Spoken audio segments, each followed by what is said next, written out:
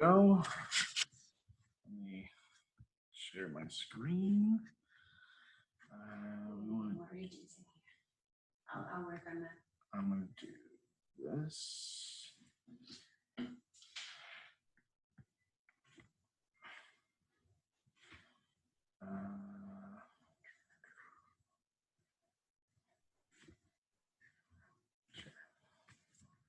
Okay. All right, guys. Well, good morning. Sorry to get started a little bit later, but today is Thursday, January 14th, 2021. Today we're going to be talking about the NABOR listing contract. I want to just give you guys the how-tos, how to fill it out, and also using Dotloop to do so.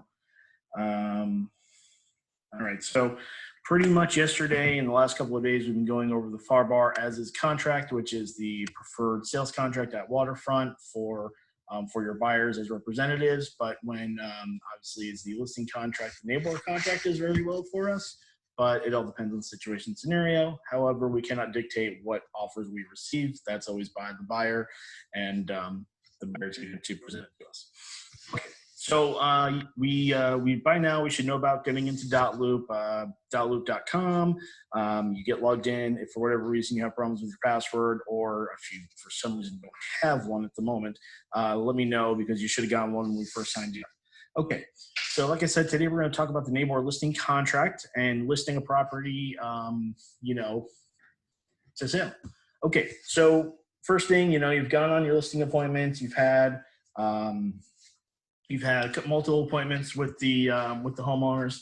Thank you. I'm sorry. There's one thing I forgot to do. You went ahead and you've had an appointment with the homeowners, and the homeowner said, okay, yes, we'd like to use your services. You've shown them your marketing plan, and now we have to get them signed up and get you on the road. So really, so the next thing we need to do then is we need to get the listing contract filled out. We need to go back to their home and we need to have them sign it, or we can have them sign it online. Additionally, some marketing strategies have where you bring the listing agreement with you to the house, and on the first listing appointment, you get the listing sold. So however your approach is, let's talk about how to actually get all this done. Okay, so we're in Dotloop. Yesterday and the day before, I shown you how to go ahead and create a new loop. I'm going to just go ahead and do the process again. It just doesn't hurt to do it multiple times. So I'm going to go ahead and I'm going to create a brand new loop. Usually when you guys are signed in, this is the first way you look at it. While I'm on the screen here, I'm going to click the add loop. And as I click on that, I need my property address or MLS ID number. Now, obviously, as we are listing a new property, there's not going to be an MLS number. So you can start typing in the address. I'm going to type in 1395 3rd Street South and Naples. And you can see here that it gives me, and it says Google Maps is bringing up the address. So I'm going to click on that. Now, if you have a address that's already registered in the MLS, or you have the MLS number and you're writing a purchase offer, you can use that.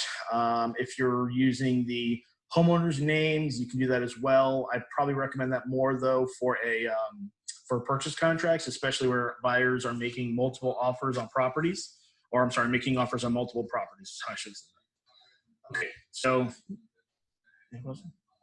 So this you fill out prior, if you don't have it on the MLS, if you're listing it, you fill this out prior to ever entering anything on the MLS. Right. Oh yeah. Well, we need to sign this. The purpose of the listing contract is, this is the agreement that we have. Pretty much, and we'll dictate all that, or we'll get to that. So we've typed in the address. Now we're going to go ahead and hit continue. We can upload a photo if we want. I don't always do so, so I'm just going to hit done down here. It's creating my loop. Now the type of loop that I have, I'm going to go for listing for sale. The status, I'm going to click pre-listing because this is prior to listing. By the way, as I saw it, private listing. I'm going to talk about this when we get to it in the listing agreement. However, there's no such thing as a private listing or a pocket listing. I'm not going to get too far into that, but just know that you should not be doing that. Okay. Or if you do, there's only certain ways you can. Let's enter an example listing price. I'm going to put down $333,000. So once I got that, I can put a closing date, but I don't know the closing date yet because we have not listed it and we have not gone into purchase contract yet. So just hit view loop and you're on your way. Last couple of days, I explained the top portion here. I'll just do that real quickly again. There's a reporting tool for Dotloop. You click loops up here. This is going to be to get you back to your dashboard. Tasks, if you have any that are open. People are your contacts as you enter them into Dotloop, and I'll talk about that in a second. Templates are any of the contracts or forms that you've got loaded in. We've also got the waterfront wiring forms for commission or rental escrow deposits, other items such as that. Left to right below that, back to my loops is again the dashboard, activity log. You can see the buyers viewing contracts, what they've signed. Maybe they've viewed it multiple times and say, I can't see it. Earnest money request, setup, easy offer. These are 2 items, again, I can get into, but we don't so much use. Submit for review when you are ready to sign and send your contracts for, close your transactions. You need to submit it for review so that we can see that all documents are in there. And then as soon as we confirm that all documents are there, we will pay the check then, either direct deposit or check based on your preference. Anyway, below that is the details. If we click on 1395 3rd Street South, we can then edit all the details of the information that's here in the loop. This is all pre-filled information that you can type in that when the contract comes up and it asks for, let's just say the closing date, it'll autofill that date in the contract once you've loaded it. I'm just going to scroll down to the bottom and hit save and then go back to my loop up here. And then below that, you can see we selected listing for sale, pre-listing, view details. The flag here is notifications. Maybe this person signed this or any other notifications that might come up as that. Maybe there are some notes. You can see that there's compliance review notes. Me as an administrator on this, I might say your offer should have, this instead of that. Use the name on the deed. Don't use the name as they tell you. Something to that effect. Okay, let's go down. Documents, we have add folders, so we can add multiple folders. We've got the documents. I talked about that yesterday. You've got templates. You can browse on your computer and email them in. You can add service providers, title offices, inspection agents, things like that. People below, this is the most important, and I will touch on this, and then add tasks. Let's go back though to people. So before getting started, before adding your contracts, before adding anything, I would recommend adding the persons that you are representing and interacting with in this deal. If you know that the sellers are going to be working with the title office and you have the title office representative's email address, you can add them here because you can share the documents right from Dotloop. Sometimes they ask you just to email them to you or from you to them. So you can, I would add them just for, for convenience sake. But first and foremost, we want to talk about, let's add our sellers. So I'm going to add 2 make-believe sellers. So it's going to be husband and wife. So we're going to say add person. I'm going to add the first buyer. His name is going to be Joe Smith. I don't add Joe to my team because Joe is not an agent. I don't want Joe interacting with the forms. I only want him to do what I tell him he can do. Right. I have my email here now. So this will be Joe's email. As I mentioned yesterday, and I'll reinforce this every time I talk about Dotloop, every person who is interacting or signing documents has to have their own email address. If you have an LLC or trust or other things where there's one person or they see it as a group, you can use one email address.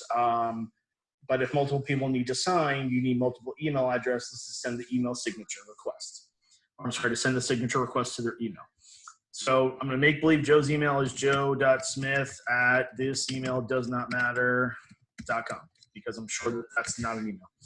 And then his role, I'm going to select his role. When you select the person's role, it's going to pre-fill them in the contract and assign any signatures, initials that they need to interact. So he's my seller. You then will type in Joe's information. So the clients, you want to fill this information in. Yesterday I talked about if it's like me or Jack or, maybe your fellow agent, you don't need to go crazy putting the information in, but for clients, you want to add their phone number because we need to have their contact information. If I can't get a hold of you to call you and tell you, hey, by the way, I got to call up the office. They want to do a showing. I need to call the client if we need to call and get an appointment confirmed. So there's a big deal there. So always have the client's information on the listing agreement, okay?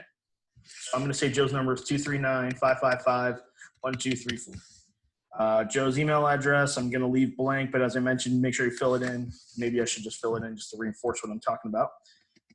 You'll notice that the street number, street name, and other items are broken up. That's because it does have different areas for these items. So 1395 is the street number. The street name is 3rd Street South. The city is Naples, Florida. And then zip code as 34102. Okay. And I would add his phone number. I already did that there. Okay. So we're going to add this person. And then I'm going to do the same thing for Jane Smith. She's going to be the wife. Not Jane Smith, Jane Smith. And Jane, wow, we already have Jane in there. All right, I'm going to do another one. Jane.smith@nooneevercares.com. There you go. All right, and the role is seller. And I'm going to go ahead and add her. Okay, so now I've got Jane and I've got Joe. So Jane and Joe are my sellers. For reasons of signature, I'm going to add another person.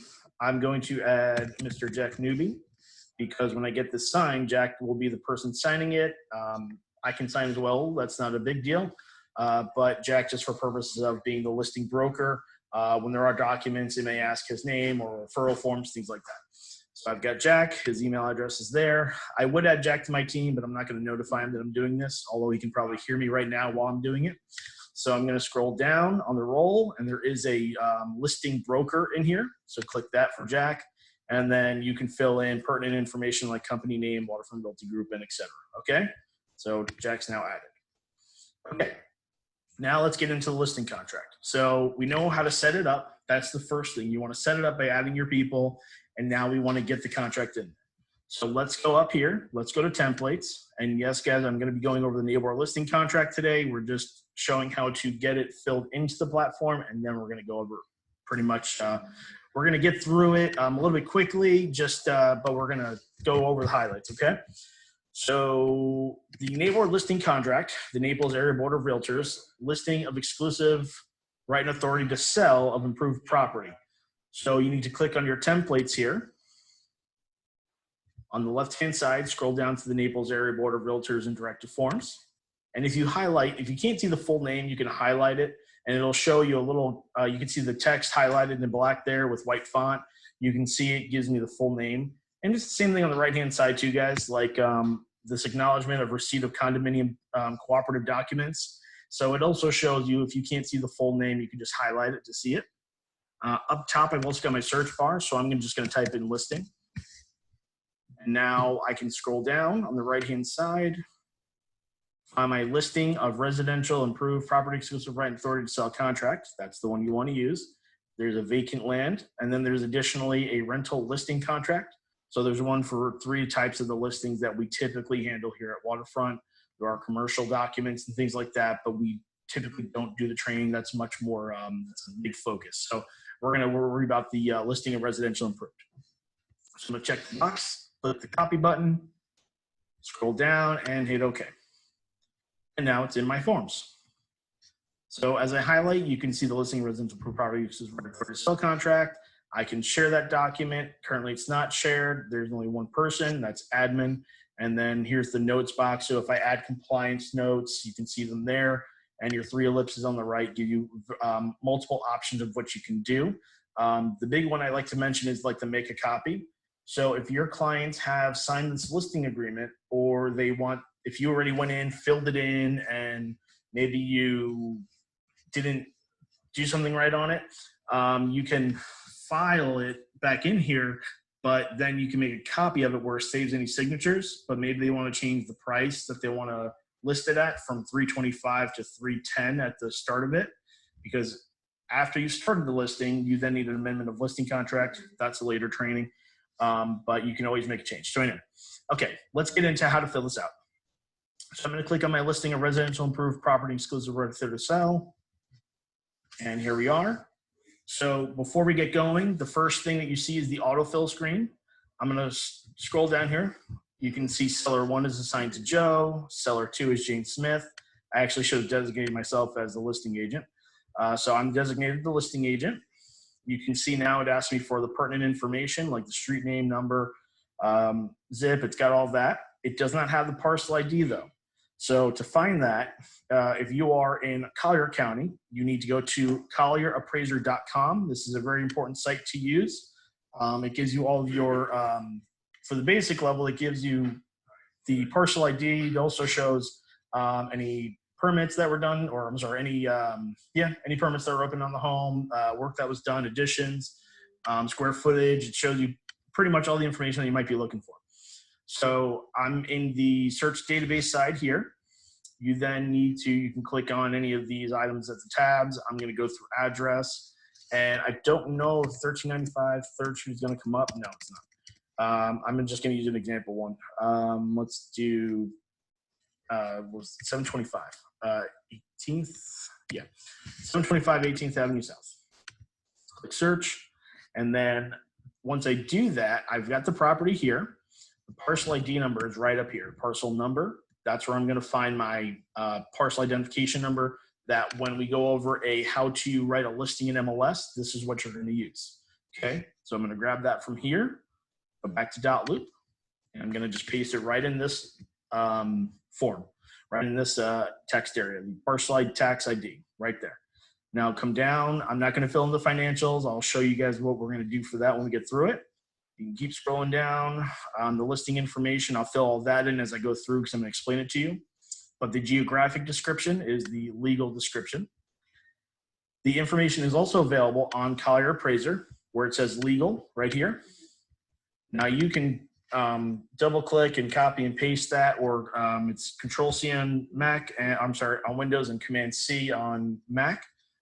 If you do that, now that could be wrong though. That information could be wrong. So what you want to do is you actually want to check the deed or the title. You want to check the warranty deed, because this will give you the actual legal description for it. Because sometimes somebody might type that information in, it might be wrong. So just, double check what you got. So I'm just going to double click it and copy and paste it for now. You want to put that in the legal description area, okay? And I can autofill. And now that I've autofilled, it gives me 3 roles have been assigned, 11 fields have been autofilled. And that's just basically saying these are areas for people to sign. These are the roles, like myself or Jack or anybody else, okay? All right, so let's actually talk about the listing contract now. So this listing of residential improved property exclusive right and authority to sell, this is basically saying these sellers will list with me, or will list with Waterfront, and we are the only persons who have the authority to do so, and we are going to be the ones to collect the commission. There are other levels of listings. There's like non-exclusive, there's like no brokerage relationship. So there's a couple of different levels of how I can represent a seller, but this is really the meat and potatoes. This is really the way you want to go. So in this case, I'm going to be the exclusive person of the exclusive brokerage and the exclusive agent of these homeowners. So let's scroll down and let's talk more about this. So this listing of residential improved private exclusive right authority to sell. Remember how I mentioned on the Farbar contract, if you look on the numbers, on the line numbers, there's an asterisk. As I mentioned, there's no asterisk here, but I'm going to still be using the line numbers to show you guys what to fill in. The broker is Waterfront or you? Always Waterfront. Mm-hmm. So in any terms, when you represent a buyer, when you represent a seller, yes, the agent is considered the agent representing. Yes, the agent represents Waterfront for the transaction, but Waterfront is the right. Waterfront is the whatever. We represent the seller or the buyer in a transaction. So when a commission gets paid, it's paid to Waterfront. It's not paid to Kevin or Jack or whatever. Right. So then we disseminate from there. Okay. So line 3, you need to put the sellers and how their names appear on the title, on the deed. You need to put their name, how they appear in there. So this could be like Joe F. Smith. This could be Jane R. Smith. So they could be that on the deed, but for this purpose, I'm just showing, an example. Line number 4 is going to be Waterfront Realty Group, comma, Inc. That's just how our name appears. That's our name in DBPR, so you need to make sure it shows that way. Yes, some people just put it as Waterfront Realty Group and it is recognized, but you need to make sure it's in full. Okay, so let's talk about the contract. Lines 5 through basically 5 through 12. Let's talk about those. So here it talks about the seller hereby gives the broker the right and exclusive authority to sell the real property hereafter legally described. And then it talks about including the lawn, trees, shrubbery, non-leased fixtures with the following items existing on the effective date of sales contract: built-in appliances, integrated home automation, central vacuum system, including hoses. These are all different items that are part of the home, part of the improved parts of the property. So if on the property there is a shed and the shed is leased, as you see here, it says all non-leased fixtures. If the shed is leased from Home Depot for $50 a month and that shed now terminates or something and they move and that shed is gone, depending on the contract, I guess. Not to really get into how that works, but since it's not a fixed, it needs to go. Yeah. So, but they would make that they would disclose that to the on the Like MLS. The solar panels. Yeah, pretty much like solar panels. And if it's leased, it's got to go, or else the new homeowner is either liable for it or. Yeah, potentially based on how that all falls out. So, okay, so let's talk about this. So, built-in appliances, beverage coolers, attached lighting, ceilings, fans, etc. Now, if the homeowner does not want to sell the ceiling fans, they're going to take them with them. You're going to add like a strike through, and I'll show you how to do that. So you're going to pretty much strike out whatever they're not including. So if there is a built-in home generator, and for whatever reason, taking it out and taking it with them because those things are expensive. I mean, it's a home value, but anyway, you would strike it out. If there is a not just that, but should we put it on the bottom, like at the end of the contract, there's like that space. Does not convey with sale. And then you can write like, hey, this is not going to go with the house, just to have like a double reassurance. I like to reassure. Sure. Everything. In the terms and conditions, we'll list additional information. So here, and then you'll put and additional stuff that will convey. So here you might put in the garage, there might be a above ground pool, things like that. There might be also there's built-in shelving. Yes, tools. Those are like $1,000. Yeah, so you can put that here and that. Right. So coming below, so that's what would go in line 12. And then down here, as we get into lines 13 to 17, and together with the following property existing on the real property: refrigerator, ranges, basically appliances, shades and other window treatments, garage door opener, remote keys, fobs, and other things. A house is only sellable if it has appliances, I heard. But I've seen the fixer-uppers that they sell without anything. Yes, that's for an FHA or something. You have to have appliances. Like for some loans, like something. The home has to have appliances. I believe FHA is that. FHA, okay. But that's I need to be reminded. I'm not, as a person, I probably should know that, but I believe they should have all the livable appliances like the range, microwave. We don't have microwave in our house. That was out of the picture. Okay. But like a stove in the refrigerator. I think stove, fridge.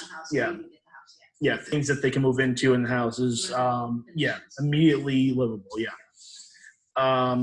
So line 16 to 17 talks about solar covers. So if this person lists the house, but they're going to take the pool equipment, they're going to take the water heater or whatever, they're taking equipment with them, you need to make sure that you strike out, anything that is not going to be conveyed.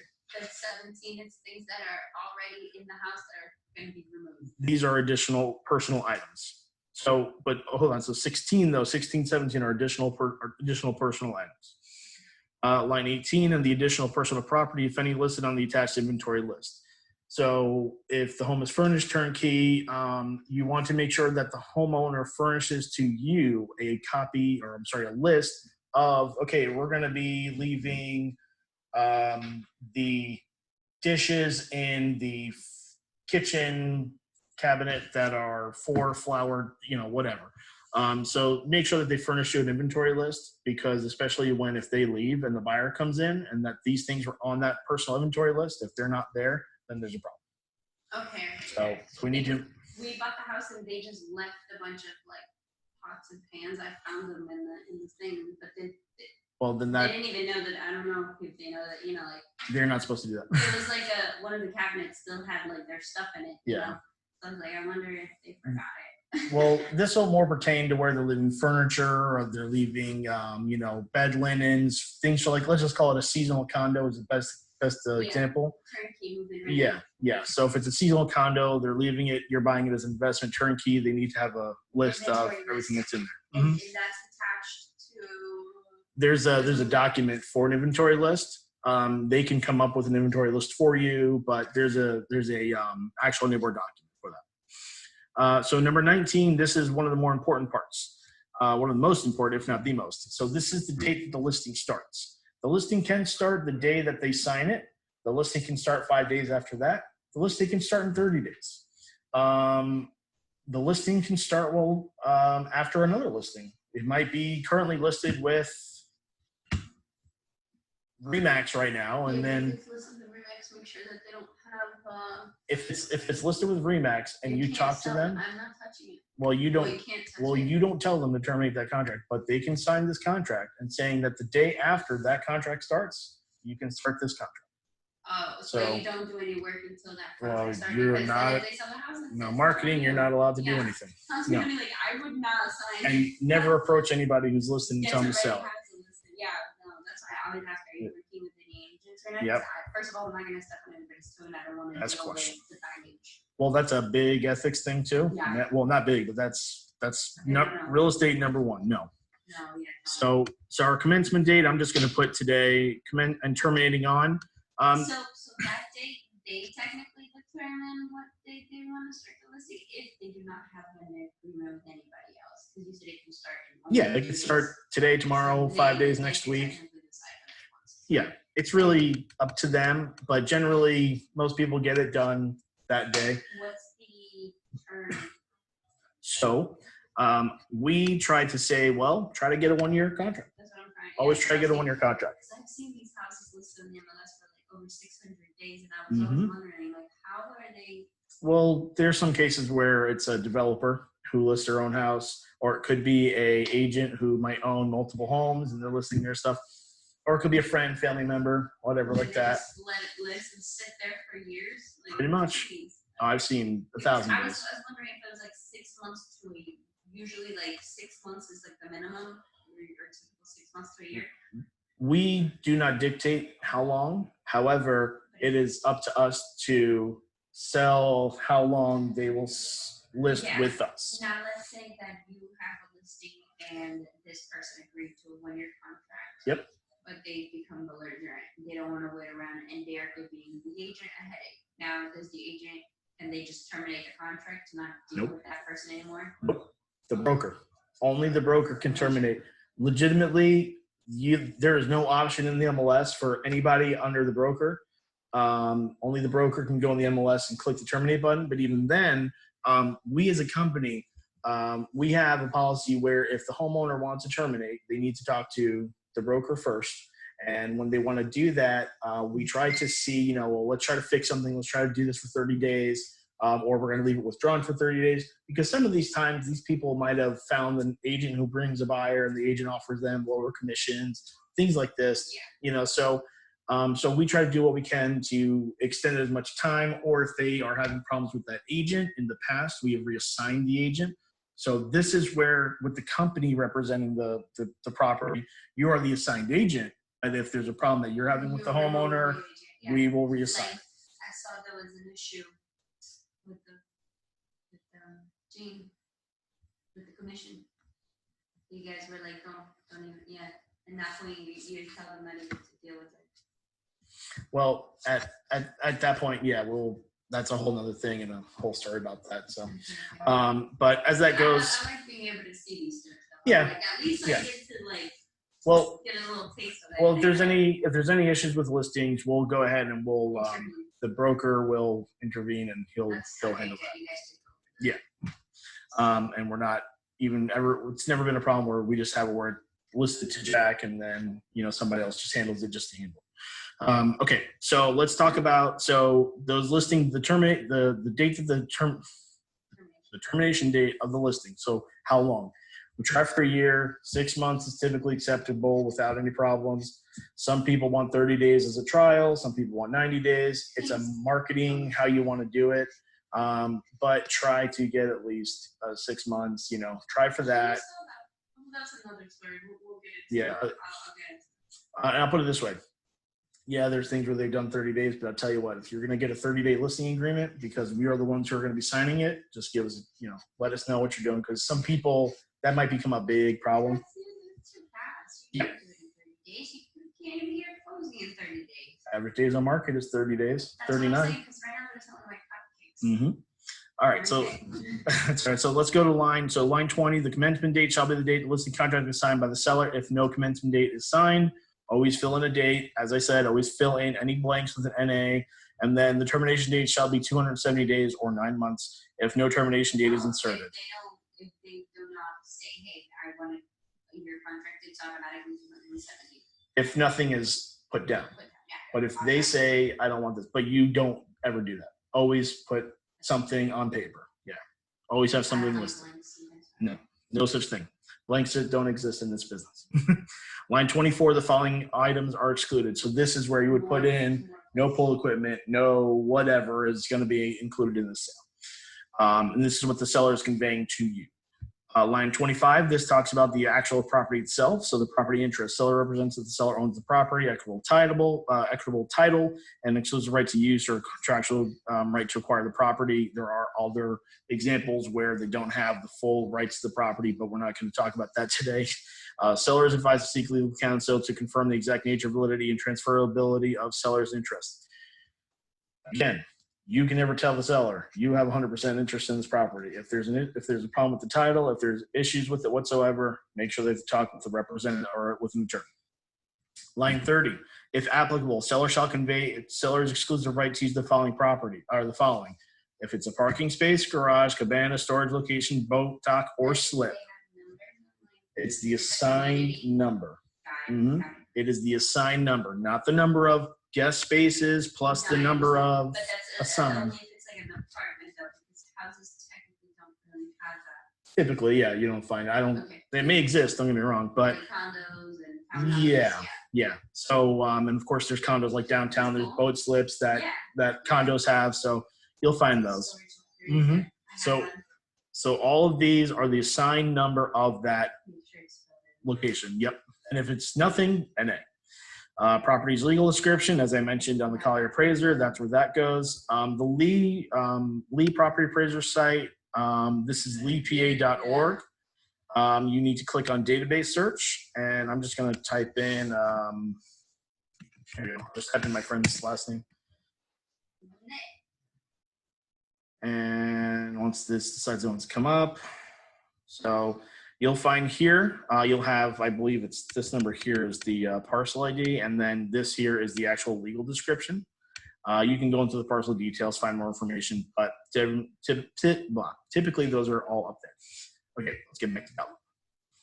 All right, your property address, you'll type that in as it is. The property identification number, as I showed you, needs to go here in line 36, letter D, okay?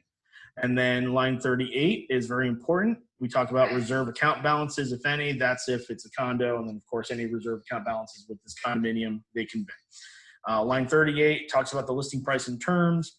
Line 39 is the exclusive right and authority to sell for this price. So we're going to sell it for what, 250, 300, 5 million, whatever. That'll be the price you put there. Pretty simple. 41 through. So line 41 starts to talk about the broker's obligations. This is number 3.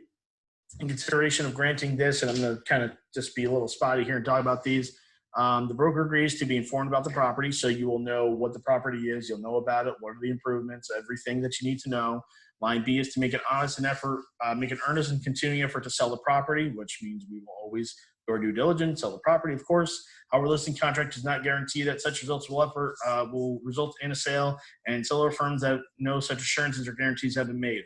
I cannot walk into a listing and appointment and say, I will sell your house. I guarantee it. Even if I say that, this contract says that doesn't matter. It's not supposed to be that. And never say that anyway. 46, this is very important. It's to promote the properties the broker deems appropriate. Yes, you'll have sellers. Yeah. Well, it's how the representative will sell. But this basically says that the seller agrees and understands that your marketing plan is how it will go.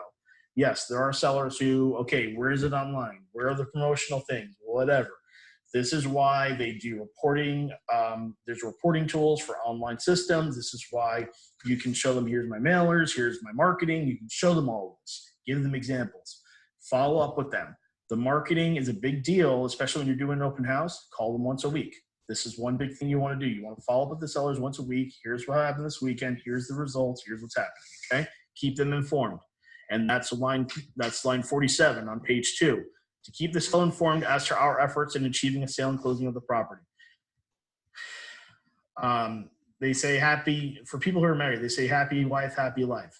I don't know the saying with the client, but basically keep your client happy and you're going to be on your way. Keep them informed, okay? Because miscommunication in this business is everything. If you do not communicate, you're losing. Line 48 is to take reasonable precautions to prevent damage during showings and others. Line 49 is to distribute such information relating to the property as the broker deems appropriate to other real estate brokers and to invite the cooperation of such brokers in procuring a buyer. In the event a buyer is procured by another broker, broker will assist the cooperating broker to complete the sale and shall compensate the cooperating broker to provide us listening contract. The agent, if they bring the buyer, so on and so forth, you agree that you're that and you will do everything within your power to help them. Yeah. If a buyer is brought to me and I am the listing agent, but the buyer is represented by a buyer's agent who's in Ocala or brand new, whatever, I, as the seller's representative, should make all efforts to write the contract, do the showings. I will do, if it is a willing and able buyer and it's going to result in a sale, you want to do your due diligence efforts and help as much as possible. Yeah, Right. Right. That's what I figured. That's what you said. Like, don't think this too many, because I was like, oh, should I make sure that these people are communicating? Yeah, like the lender and the buyer are two. That's a whole separate thing. But just do babysit your clients and follow up with them. Oh yeah, yeah. Every 2 days, just a seller, be a friend for that time. Seller at least, yeah, well that too. But a seller at least once a week if it's kind of stagnant. But so there's all different times and different methods to that. Line 53 talks about the broker, and this is what we will be doing in terms of marketing. Line 53 talks about the broker. Select one. If no selection is made, the first option will apply. Shall enter this listing of the property into the MLS within 5 business days. And we're going to talk about that. This is important. Well, so here we will put it in within 5 days of the commencement date, 5 business days. So if today's, you want to, but you need photos. So, and if there's no photos, you're going to get fined. So pretty much, really, you're going to get fined? Yeah. Like maybe 1 or 2 photos to begin with, and then you can upload the rest? There's, because I've seen 2 pictures online, and I'm just like, yeah. Who in your right mind would do this? Well, Nabor has a big system. Their marketing strategy. Yeah. Only post 2 photos, yeah. Then you're curious. I'm like, I'm not curious. I'm just not interested. Nabor has a system that tracks all of the listings, and they look for wording. They look for no photos. They look for all these types of things. So it's an audit system. That's why I said it's a big audit system. Okay. So that right there pretty much says, okay, you should do this, don't do that, do these types of things. So, okay, so here we are. So where it says within 5 business days of the commencement date, usually that's time getting photos done, doing the marketing, things like that.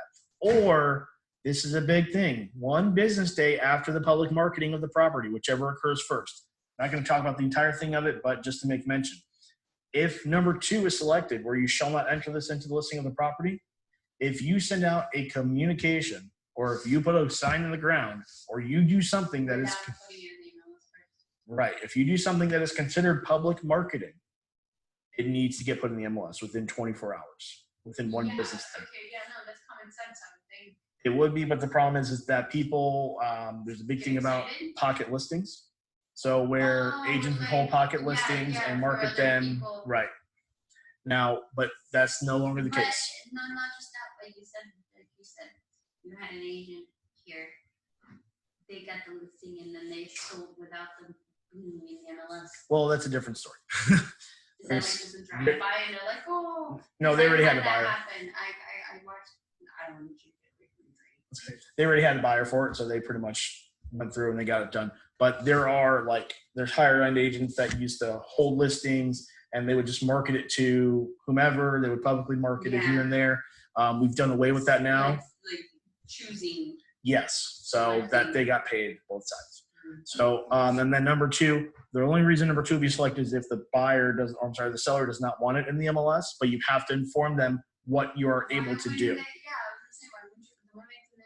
Every agent that is in the MLS can see it. When you want the exposure. Right. So now, but if they decide that, line 55 through 58 explain publicly, right?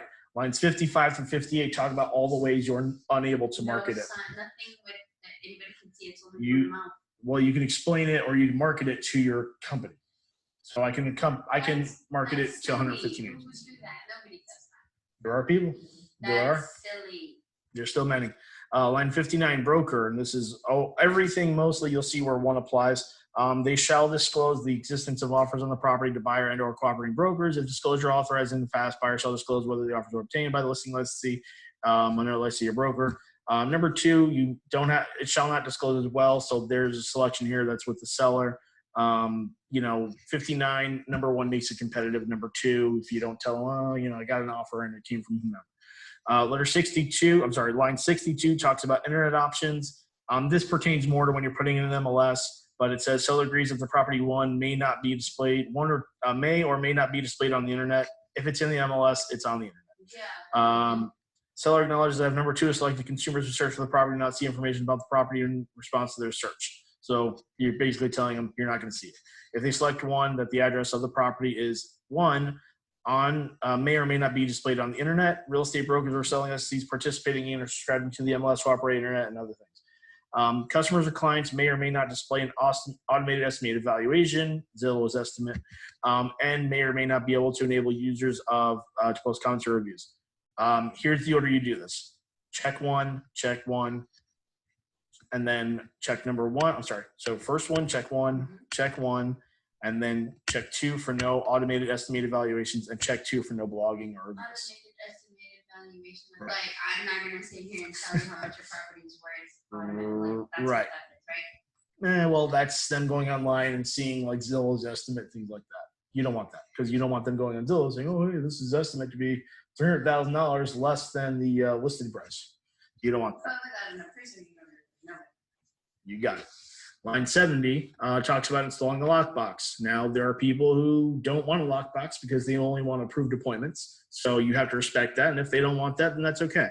But you usually mostly will select one. So, well, there you go. Lockbox or no lockbox. I made it really difficult. That's all right. So now let's keep going down. So basically, 70 to 76 talks about who's accessible to that, at what times, when available. Yeah, but the lockbox only works at the lockbox hours. So we do have the time. Right, so you can set it. Line 77 through 78, 79, you're always going to put transaction broker. So we're all transaction brokers. Yeah, Right. Lines 83 to the broker, any cooperating broker, the legal authorized agent, are authorized to accept and hold in escrow all deposit monies on the purchase of the property. If somebody makes a deposit and they want to give it to me, I can hold on to it, and then I'm going to give it to the escrow office that's going to hold it. Seller's obligations and consideration of the obligation to the broker. The seller agrees to refer immediately to broker all inquiries about the property. That's because we're going to be the ones making the commission. We're going to do the negotiations on it. Whether those inquiries are from other brokers or any other persons or entities. 87, to provide broker or those working by or through the broker to any improvements on the property for the purpose of inspection or presentation to prospective purchasers at reasonable hours and otherwise cooperate with broker in carrying out the purposes of this listing contract. They will allow you, of course, at right and convenient times to have access. Line 90, to inspect the property from time to time and prior to any scheduled inspections and presentations to detect and remove any safety hazards or unsafe conditions of the property. I don't know, maybe something fell over and you don't want, or where people walking into the house and slipping on something, or if there's a spill, they need to clean it up.